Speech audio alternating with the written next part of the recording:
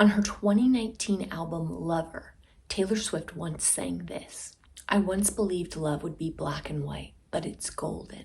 Now, in 2024, Taylor Swift is back in black and white. She's got a new album, and she's got a few things to get off her chest. Let's get into it.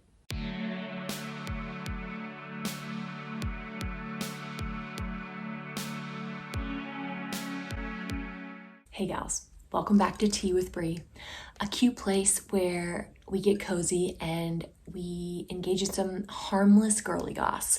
And if that sounds good to you, join us and subscribe. If you like to take a 1-minute story and turn it into 20, 30, 40 minutes, shout out to this man, then join us. This is your place. Today I have a turmeric lemon ginger tea and sadly not my cutest mug. I do have cuter mugs. It's just they're not present lately. Also, quick reminder, all my timestamps are always in the description below.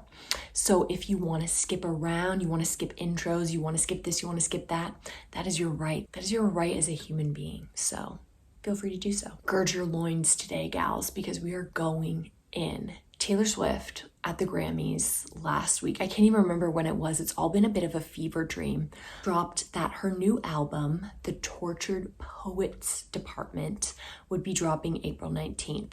But then she also dropped the track list to said album. That was really shocking to me, especially how she's been releasing track lists kind of more secretly. Like with Midnight, she did Midnight's Mayhem. She kind of drips it and makes a fun game of it. I heard that she released that track list because it was leaked.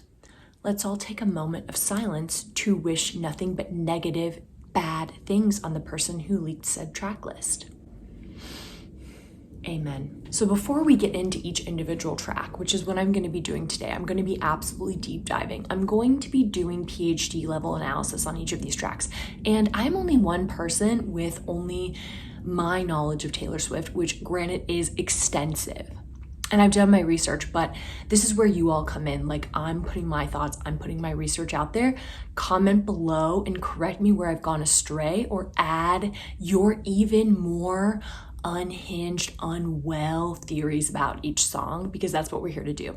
But before we get into it, I'm just setting the scene a little bit, just recapping a few things. One, this album, which before I saw the track list, I did say, I think this is gonna be a Joe Alwyn is over type of situation.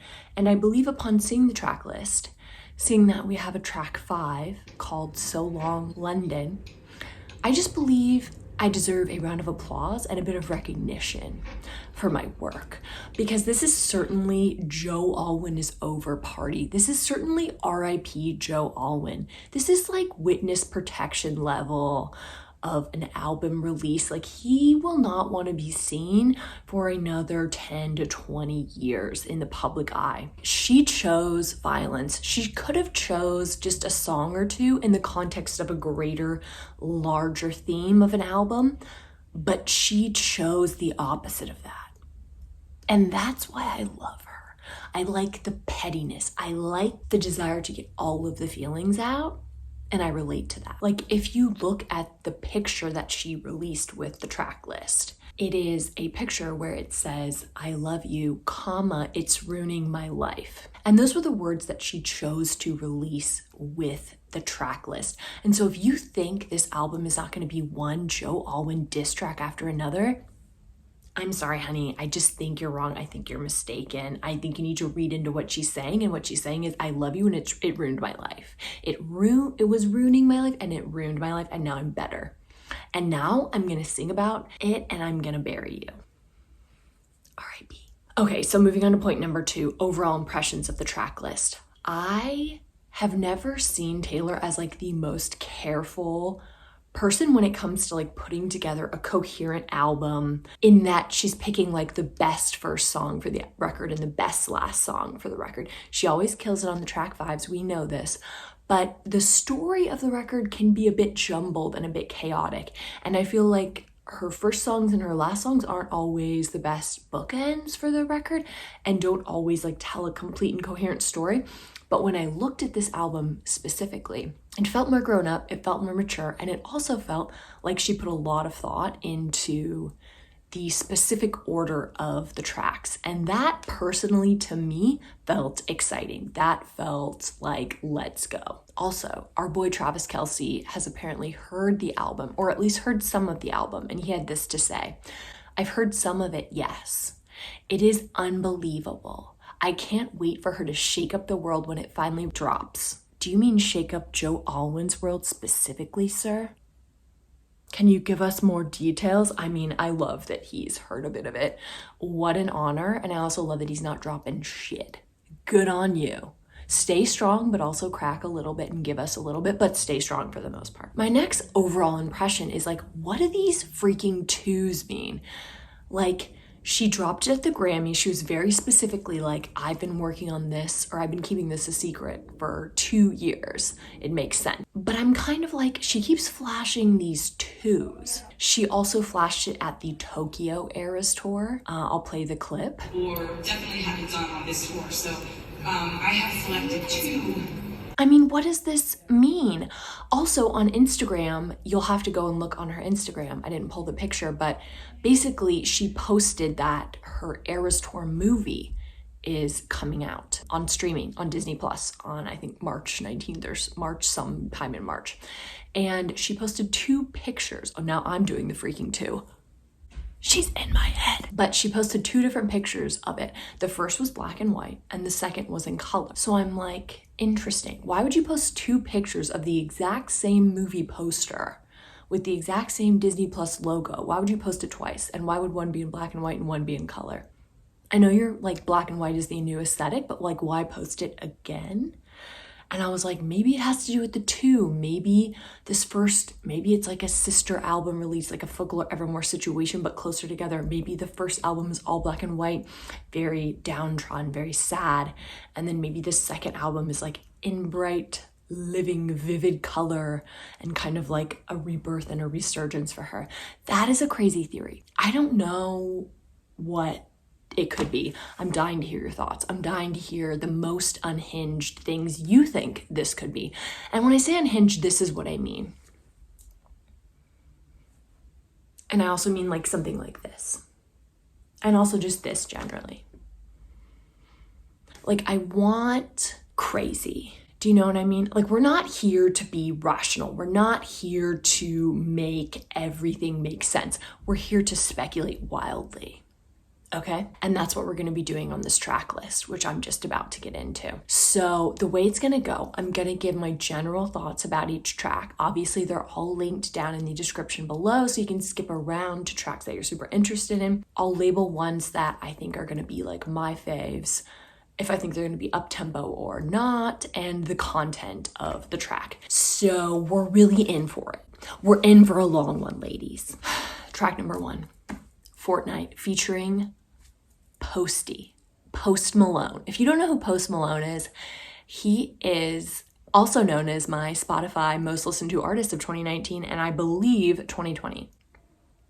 I'm not proud of that, but I'm not like also advertising it everywhere. Post Malone is very special to me. White Iverson, being a huge Allen Iverson fan when I was growing up, is something that is personal to me. And knowing that he and Taylor Swift are collaborating, which to me is like the top of the class student who's like very driven and winning valedictorian, and then we have like the student who's smoking like a bunch of weed in their car like every day after class. Like, those two on an album together, honey, it's confusing. It's a lot. So I am ridiculously excited about their collab. Post Malone has definitely been in his feelings a lot lately.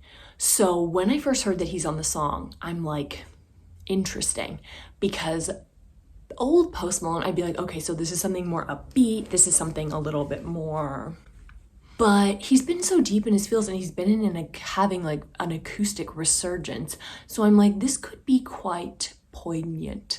This could be quite slow. I really don't know what we're in for. It's called Fortnight, obviously the song Fortnight. When I first heard this, I was like, my initial impression was Fortnite, the video game, which became extremely popular during COVID. And I was like, I don't think this is what is gonna happen, but I want this to be a track about Joe playing a shitload of Fortnite during COVID and her getting super annoyed and just becoming over it. Gals, I don't think that's what we're gonna get, but as I'm gonna reiterate multiple times during this video, Taylor Swift is the queen of double meanings. So nothing ever means one thing. If she's saying Fortnite, that is gonna have a significance of X, Y, and Z. It's gonna mean multiple things. So obviously at face value, a fortnight is 2 weeks, a 2-week time period. Now in the UK, saying Fortnite and using Fortnite is much more common. Interesting. Who do we know is from the UK that we also know is getting absolutely RIP'd on this album? Could it be this man? Could it be this man? So that was interesting. I also thought Fortnite is kind of a grown-up, poetic way to say 2 weeks, which this is the Tortured Poets department. I thought interesting word choice. Additionally, on her original Instagram, she said that Midnights was the story of 13 sleepless nights. Meaning, what happened on the 14th night? Well, perhaps Fortnight is a story of that 14th night. This is the night after.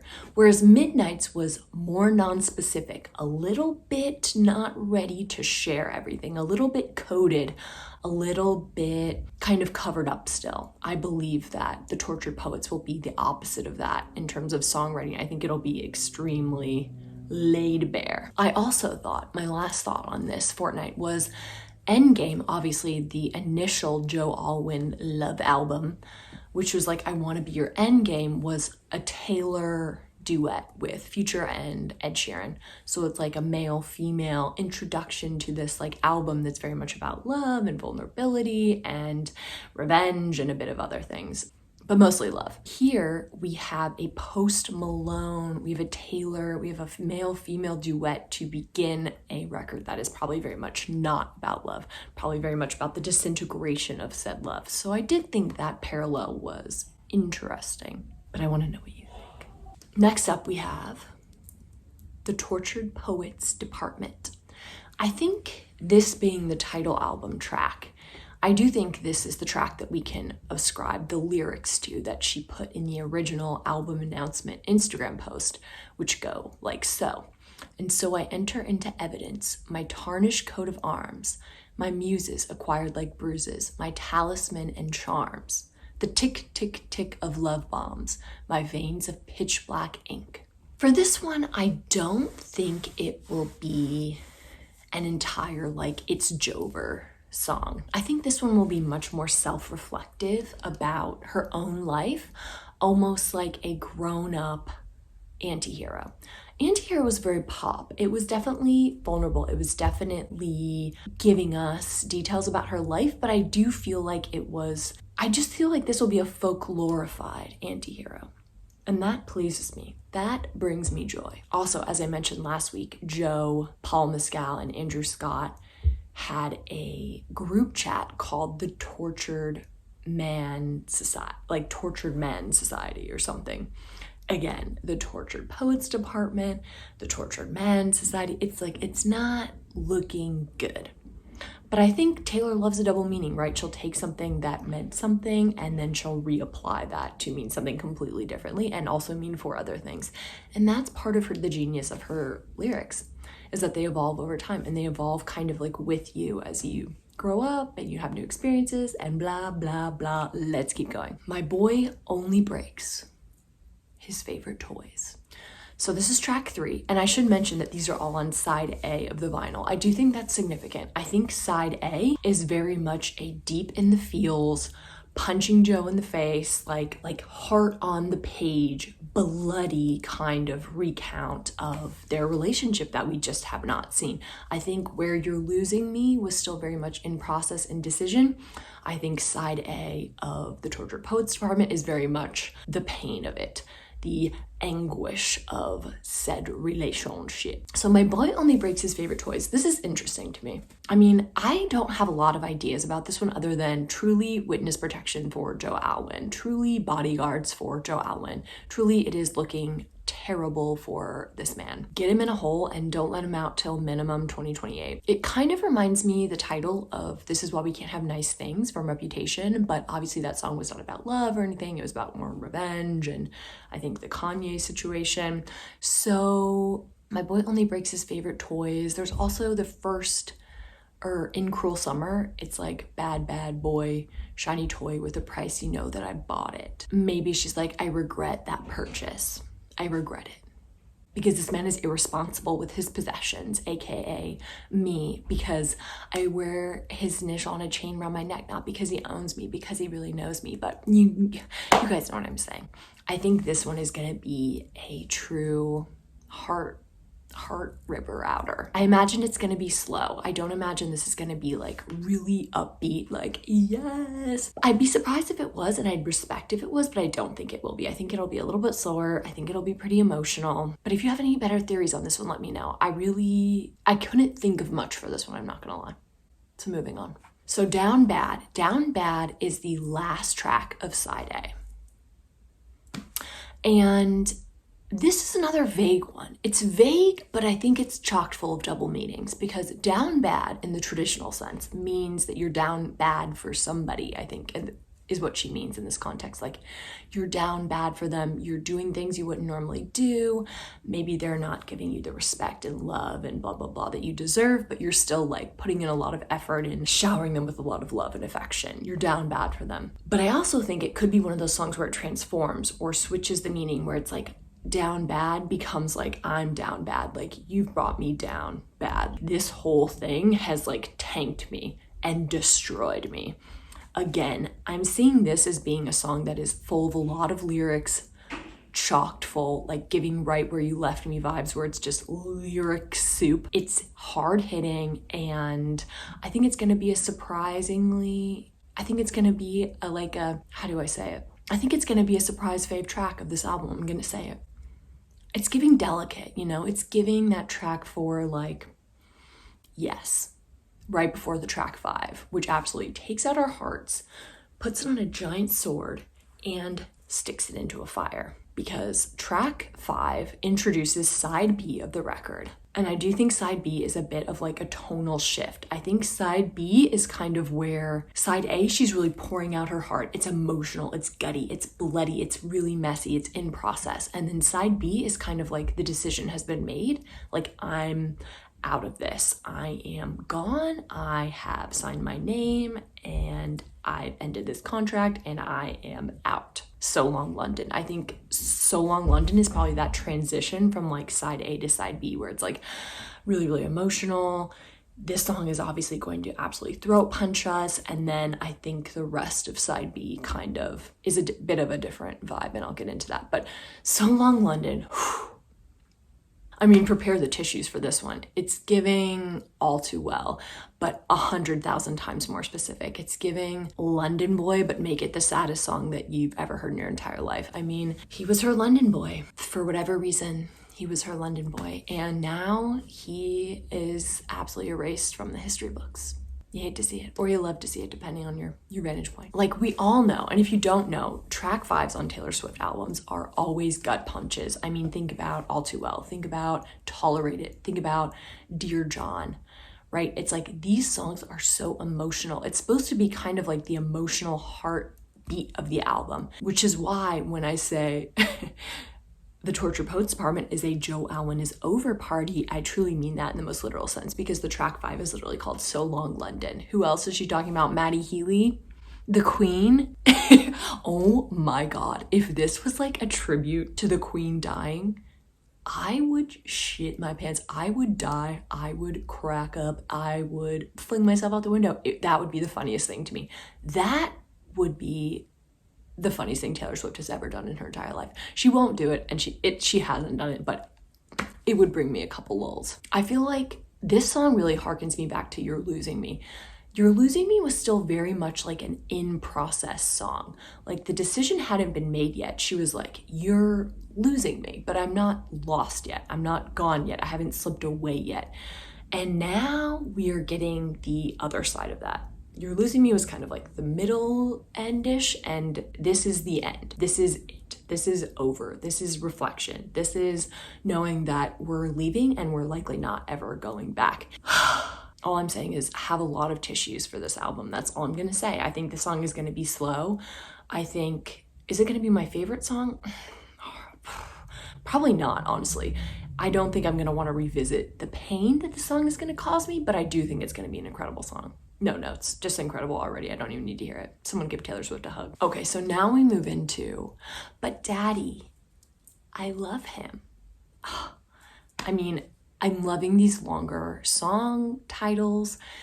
This immediately made me and everyone else on the internet think about Little Mermaid, okay? Because there's this line in Little Mermaid where she's like, but Daddy, I love him. Because he's like, bitch, you're not going back up to the surface again. She's like, but I love him. It's worth it. He's like, girl, you're like 10 years old. You don't need to be doing this. And he was right.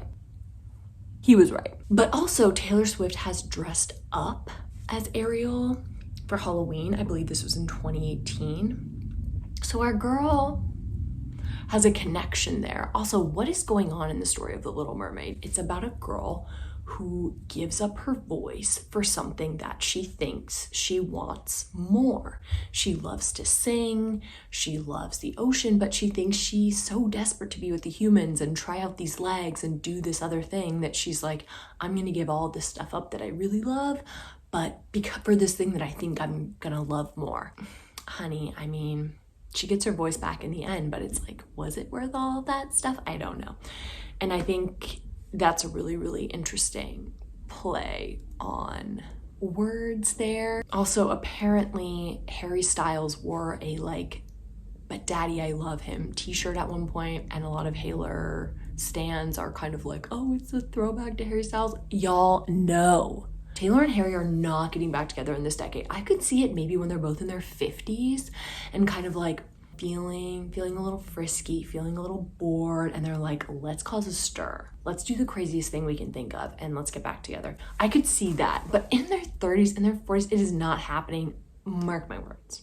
Okay, still on a side B, we have track 7, Fresh Out the Slammer. Okay, I'm calling this one. I'm calling it. I think this is gonna be an absolute bop, an absolute banger. I'm really excited for this one. This one gave immediate like jail vibe, like she's out of prison. And what was prison? It was Joe Alwyn, sweetie. It was her relationship. And if you're still thinking about this album as not one Joe Alwyn diss track after another, I don't know how to help you at this point. Fresh Out of the Slammer, I love the silly wordplay, like slammer. It's just kind of tacky, but I love it in this context. I think it is going to be upbeat. I think it's definitely going to be about her feeling free and feeling like she can go to parties. I think it's going to be like Bejeweled, but like grittier, Bejeweled, but still upbeat. Does that make sense? It's hard for me to picture what that song would be, but I'm excited for it nonetheless. Like maybe she dives a tiny bit into the chaos of her and Maddie Healy, but I don't know. I don't think so. I think this one's going to be just more personal, more reflective, maybe a little bit simpler lyrics, but still hard-hitting, still a banger. A classic Taylor Swift banger. The bridge. I think the bridge of this one is going to be world-renowned. A world-renowned bridge, people. You heard it here first. Okay, so track number 8, still on side B, Florida. So you can see how side B is like a little bit more like, I'm done with the relationship and these are all my emotions now that I'm done. So I do think this album is like giving a little bit more chronological orderness to it. Not 100%, but a little bit more. And like I said earlier, this pleases me. So Florida with 3 exclamation points is also featuring our girl, Florence Welch, Florence of Florence and the Machine. So excited for this. I actually saw that her and Florence were at a 1975 concert together. You can see it. You can barely see Florence in the corner, but Florence was there. She's obviously trying to avoid the picture like a queen. Same thing I would do. And I bet they had a lot to talk about. I bet they were talking about a lot of things. So interesting. That's just an interesting point of evidence. I'm also really struggling with the 3 exclamation points. some Swifties are like, the 3 exclamation points is like really important because it means there's like 3 albums coming out or blah, blah, blah. It's like, I'm not at that level of delusion yet. Don't tempt me. I'm not there yet. I think it might be more of a throwback to this post where she's like Tampa and she has 3 exclamation points on Tampa. Maybe it's a cute little throwback to that. I think Florida is obviously about this show in particular on the Eras Tour where the breakup had just been announced and our girl had to get out there and perform. This song could really go a lot of ways. It could go up. She could be elated. She could be feeling free. She could be feeling fresh out the slammer, or it could be a really big contrast of fresh out the slammer where she's absolutely feeling all of the emotions. And she initially felt really excited and now she's feeling very crushed and like, did they make the right decision, and feeling really emotional about it and feeling really exposed and vulnerable now that everybody knows. It's one thing when you have privacy and you feel like, oh, I finally shed my skin, I shed this man, like I can do my thing, and now everybody knows and everyone's making all these judgments about you. That is a whole nother thing that she has to deal with on top of like a normal breakup. So there might be a bit of that in there as well. I don't know. Florida's a mystery to me. I love Florence, and I mean, her lyrics are beautiful and mystical and hard-hitting and swoony. And so maybe this is more of like a swoony kind of song, despite the fact that there's 3 exclamation points. She could be pulling a bit of a bait and switch on us like she did with Slut, where Slut was very, you thought it was going to be a fist pumper because it had an exclamation point and it was like the slowest of slow songs. I mean, it's probably the slowest of all track that she's released, period. I would say it's going to be swoony. It's going to be earthy. It's going to be sad, I think. Honestly, I think it'll be a contrast. I think a lot of contrasting emotions will be present in Florida. And I think that's why the 3 exclamation points are necessary, is because it's like you're up and then you're down and then you're on the high from the Eras Tour and then you're singing these songs about this person that you just lost, and it's just like all over the place. That is what Florida is as a state as well. Completely all over the place. No disrespect to my Floridians, but so I think Florida is a track that's going to be all over the place. I don't know sonically if I'm going to vibe with it. I mean, I love Florence, so I can't imagine I wouldn't, but I'm holding out judgment. I'm not putting this one in my faves yet. I'm not yet. So now we're getting into side C of the record.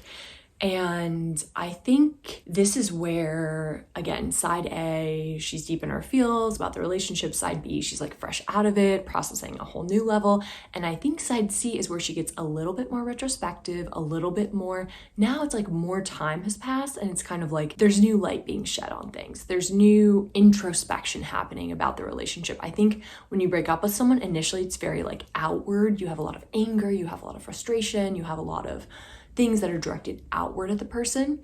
But once you process the breakup more, there's a lot of introspection that happens, I think, months after. You can see roles that you played that maybe weren't ideal. So the next track, track 9, is called Guilty as Sin, the first track of side C, and it ends in a question mark, which I think is very, very important and interesting. I know there's a line from Where the Crawdads Sing that she wrote for that song called Carolina that says, and let me get it right, it was, Carolina knows why for years they've said that I was guilty as sin and sleep in a liar's bed. She wrote that back in 2022, potentially earlier. It came out in 2022. So interesting. Guilty as sin and sleep in a liar's bed. Is Joe Alwyn the liar? Does this have nothing to do with it? It ends in a question mark. Is she the liar? Were they both liars? It's interesting. Also, what came to mind for this song is like once she dated Maddie Healy, she got so much flack and so much criticism for dating this man. Some people would say rightfully so. Some people would say it's absolutely ridiculous. Either way, she got a ton of criticism and a ton of hate for it. Is she calling herself? Like, is it reflective in that way? Like, I'm guilty. Was I that guilty for this? I do think side C is going to be slower and sexier.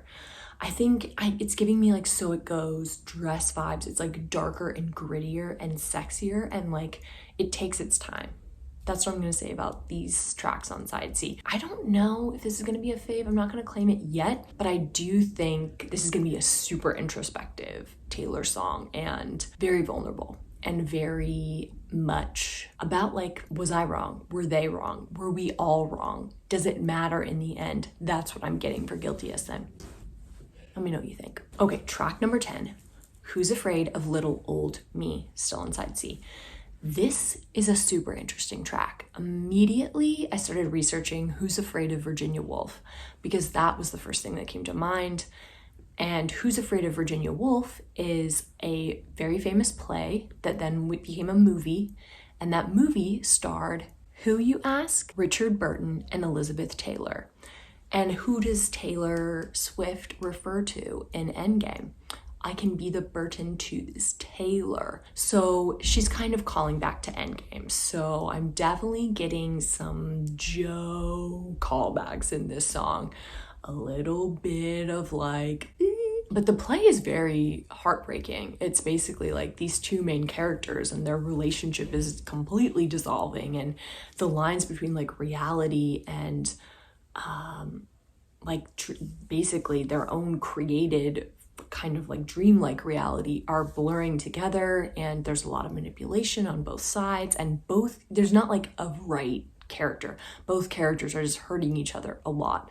So I think that could be a very interesting parallel to her relationship that she starts to draw in this, what I think is a more slow, introspective side C of the record. Also, another thought was that Who's Afraid of Little Old Me? Like, I think when her albums were essentially sold off to the highest bidder and a girl was pissed. We've gotten certain songs about this. Mad Woman is definitely about this process. I mean, she is referring to herself and saying like she's taking her time. She's coming for y'all.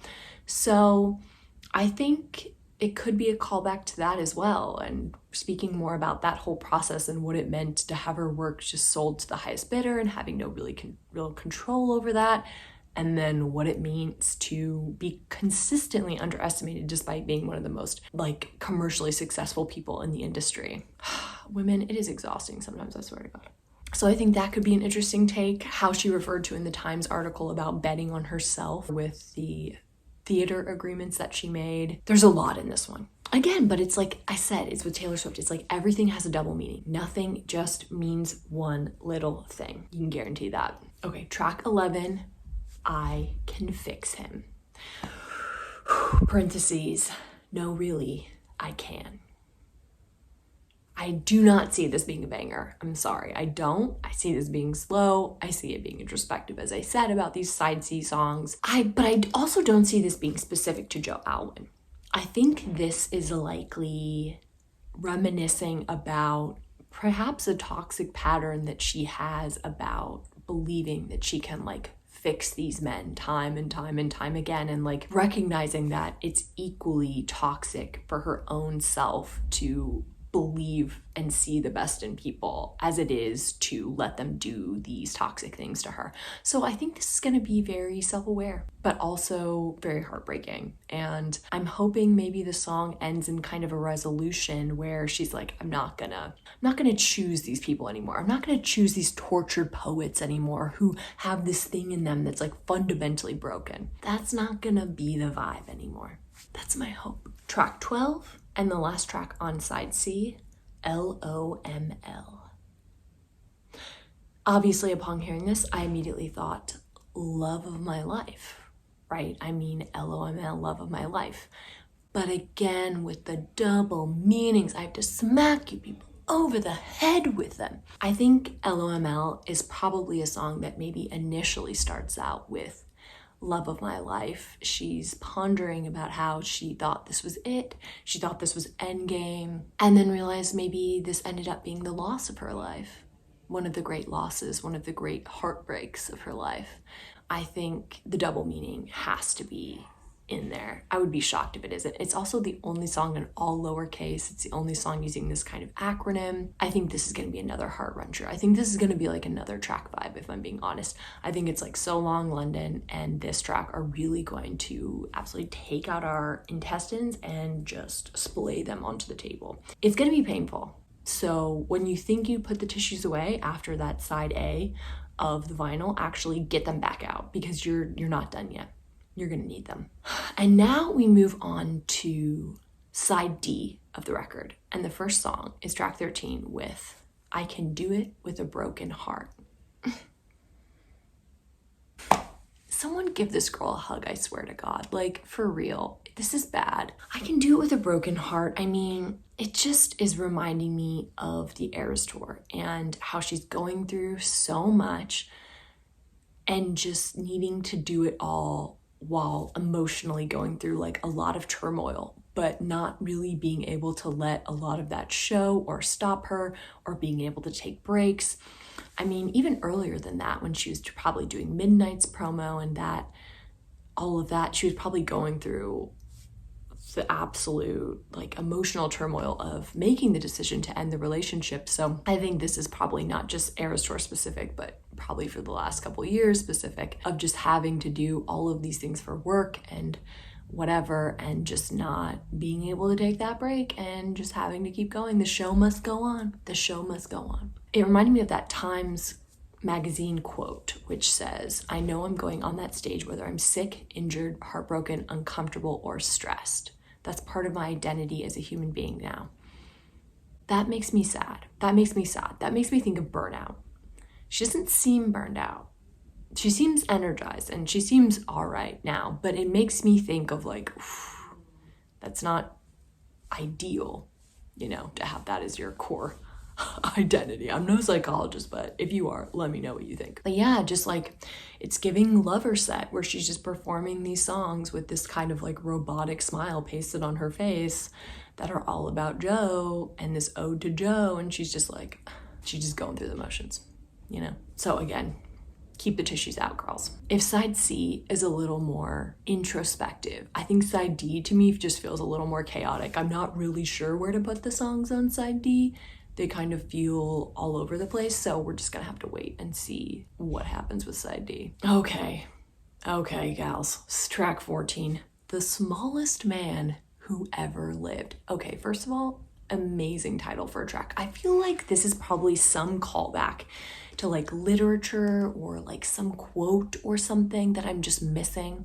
So if it is and you know that, drop it below. I would love to just be a little wiser in this way with this track. But I feel like prepare thine daggers, prepare thine weapons, because I feel that this song is going to make people want to come for Joe Alwyn. Okay, I don't know if he took me seriously when I said witness protection earlier, but I meant it. This is not going to be good. This is like Jake Gyllenhaal plus John Mayer on steroids. Okay, none of those men warranted the majority of an album, and look at how they've been forced to cower at different points of their careers because of one or two Taylor Swift songs. I mean, this man is getting, nay, I say it, close to an entire album. So it's not looking good. The other thought I had about this song is it could be about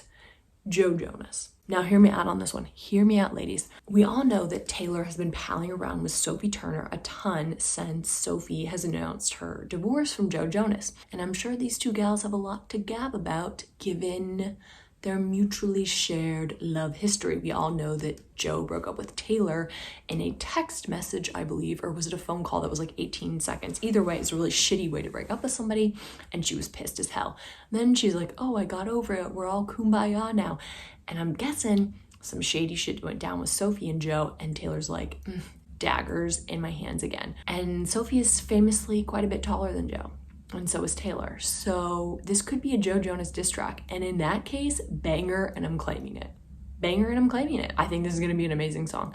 I'm claiming it either way, I think. I think the title does something within me that excites me. That's why I'm saying like track D or side D of the vinyl is like a real cluster. I don't know how to categorize it. And that stays true as we move on to track 15, which is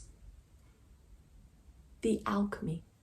Okay, so Alchemy is like, if my chemistry background serves me correctly, the transformation of matter, specifically converting some kind of metal into gold. So if you know Taylor Swift and you've listened to her discography, basically from the time of her dating Joe Alwyn, the mention of gold in her songs just like went up 1,000,000%. Like In Reputation, she says, it's like your eyes are liquor. It's like your body is gold. She says, gold cage, hostage to my feelings. Then she says again, my love had been frozen deep blue, but you painted me golden. Then she says, made your mark on me, a golden tattoo. That's all from Reputation, different songs on Reputation. In Lover, she also harps again on this like golden metaphor for Joe and how she's like, our love is golden, you're golden. She says, I once believed love and black would be black and white, but it's golden. She also says, like daylight, it's golden like daylight. So it's like, love is golden, we're golden. Folklore, Invisible String, we have one single thread of gold tied me to you. And she goes on and harps about how gold was the color of the leaves when I showed you around Centennial Park. So it's like gold. She's just taking gold and she's just smacking us. She's taking a chair and just wrestling style smacking us over the head with it. So when I hear Alchemy, I immediately think back to all those mentions of gold, all the mentions of Joe and their love being gold. And I'm like, okay, so she thought she could turn this metal into gold. I think she realizes that she could not, or that it turned back into something else. Because on Midnights, do we have one single mention of gold or golden? No, we do not. So something's happening there. Do you see the transition? Something's happening there. The love isn't golden anymore. It's not golden like daylight. It's black and white, baby, okay? And I love these kinds of double meanings from her. I love this. I think this is gonna be, I'm gonna claim this song. I'm gonna love this song as well. I'm claiming it, I'm claiming it, I'm claiming it into this song. Okay, the last track on side D, the last official track, we also have a bonus track, is Clara Bow. If Clara Bow has not become the most famous like internet search girly in the last week, I would be so shocked. This is again just harkening back to like Taylor Swift being a literal genius. But Clara Bow was an it girl, one of the first it girls in Hollywood. Like her popularity was super intense. She suffered a lot for that popularity. She benefited from it, but also suffered a lot. Parallels, anyone? Look at these outfits. Is she not giving Clara Bow here? Very classic, very old Hollywood. And I'm thinking maybe that will be like part of the aesthetic for this new tortured poet society. Obviously Clara Bow was also starring in movies in a time when they were silent and black and white. Are you tracking with me? Silent, a girl whose voice has been silenced. Black and white, a girl who's now moving into her black and white era because her love isn't golden anymore. It's black and white again, baby. I mean, the genius of it. And if that wasn't enough, hear me out. Clara Bow also has a Hollywood star, like a star on the Hollywood Walk of Fame. And do you know where it is? The corner of Sunset and Vine. And what is she saying, gorgeous? Sunset. Like Sunset and Vine, you've ruined my life by not being mine. You guys, she is stressing me out. She's stressing me out with these tracks, I swear to God. So yeah, I think Clara Bow, it feels fitting. It feels like a fitting end track because it's like, she's wrapping it up with a bow. Love that. It's this it girl. It's kind of bringing it back to her and her own life, but also still tying in Joe because he's obviously been such a huge part of her life in the last couple of years and a huge part of this record. I think parallels to the silent film era, this old Hollywood glamour, this like black and white vibe that she's going with. I just think this will be a good end track. Am I gonna love it? I don't know. I'm not claiming it yet, but I do think it's going to wrap up the album in a nice bow. There's also a bonus track called The Manuscript. Ladies, I have no idea what this, I just can't. I can't even speculate about this one. Bonus track, The Manuscript. Maybe that's her reading out like some live poetry and not singing. That could be crazy. That could be crazy, but it could happen. I'm just thinking maybe the manuscript will be about different. I don't even want to speculate on it because I just spent like almost an hour doing all these. So anyway, those are my thoughts. I honestly can't wait to hear this album. I think it's going to rip our hearts out. I think it's going to flay Joe Alwyn, and I think it's going to change all of our lives. So see you next week.